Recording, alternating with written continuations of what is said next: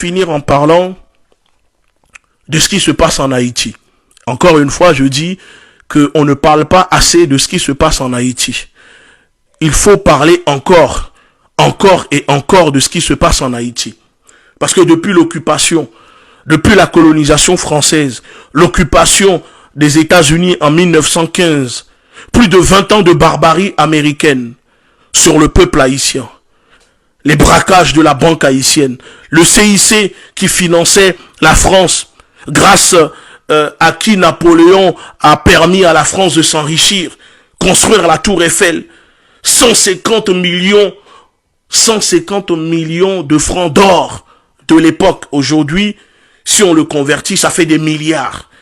Après tout ce que le peuple haïtien a subi, l'élite syro-libanaise du pays, je dis à un moment que le peuple haïtien a raison de se comporter ainsi. Le peuple haïtien a raison de sortir dehors, de vouloir se battre, de vouloir se libérer de l'oligarchie qui contrôle votre pays. Mais Ariel, ce n'est pas un président, ce n'est pas un homme politique. Vous le savez que c'est un voyou, c'est un chef de gang, c'est un bati boy, un macomé. Il n'a pas la capacité pour diriger Haïti.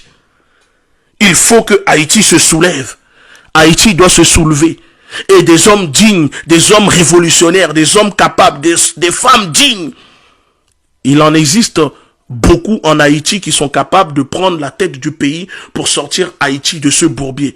Comment se fait-il que la première république noire au monde, la fille aînée de l'Afrique, comment se fait-il qu'aujourd'hui Haïti n'est pas capable d'être libre alors que Haïti a fait une révolution?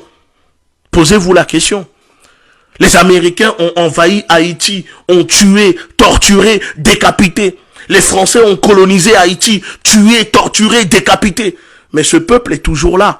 Le peuple noir ne disparaîtra pas de la terre. Parce que l'objectif, pour eux, ils veulent nous faire disparaître. Ils veulent prendre la tête de nos pays et que nous soyons comme des esclaves à les servir. Mais le peuple haïtien ne veut plus.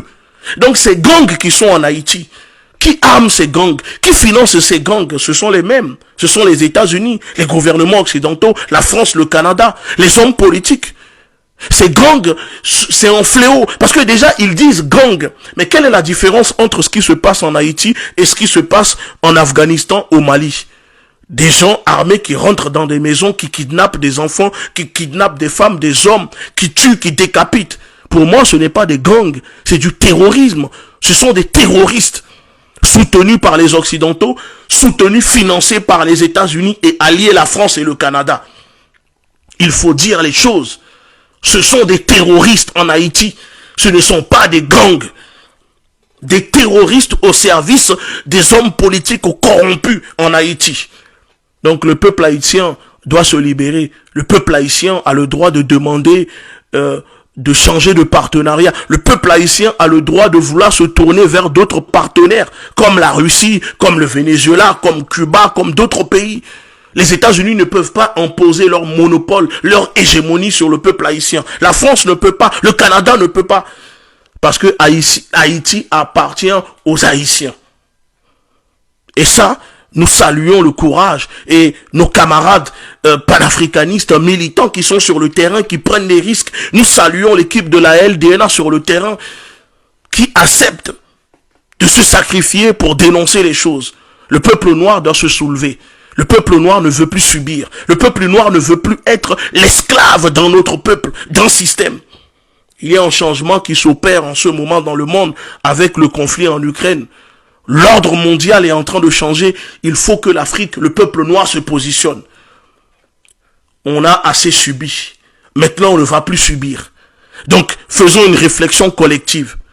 Est-ce que ce qu'on veut, c'est continuer à subir ou ce qu'on veut, c'est être libre? Alors, si nous voulons être libres, sachez-le qu'il n'y a que la révolution qui libère un peuple. Et quand on parle de révolution, ce n'est pas que armée. Une révolution, ça peut être intellectuelle, idéologique, économique, politique, souveraine. C'est ça que le peuple haïtien, le peuple noir, l'Afrique, la nation haïtienne, la nation africaine a besoin. Et quand on parle de nation africaine, on parle de tout le peuple noir dans le monde, que ce soit Haïti, que ce soit la Guyane, parce qu'on a vu récemment un chef autochtone arrêté, malmené par la gendarmerie coloniale française. On voit ce qui se passe aux Antilles, en Martinique, empoisonnement des terres, non-respect de la dignité, le mépris de nos semblables, en Martinique, en Guadeloupe, ailleurs, on le voit. Alors, levons-nous, levez-vous, battez-vous pour votre dignité. Ne laissez pas leur système corrompu, leur système mafieux continuer à nous piller, à nous dominer. On doit se battre et on doit se libérer. Seule la révolution libère un peuple de l'impérialisme. Armons-nous idéologiquement. La révolution est en marche. S'unir avec les vrais ou périr avec les faux, à nous de choisir. Merci.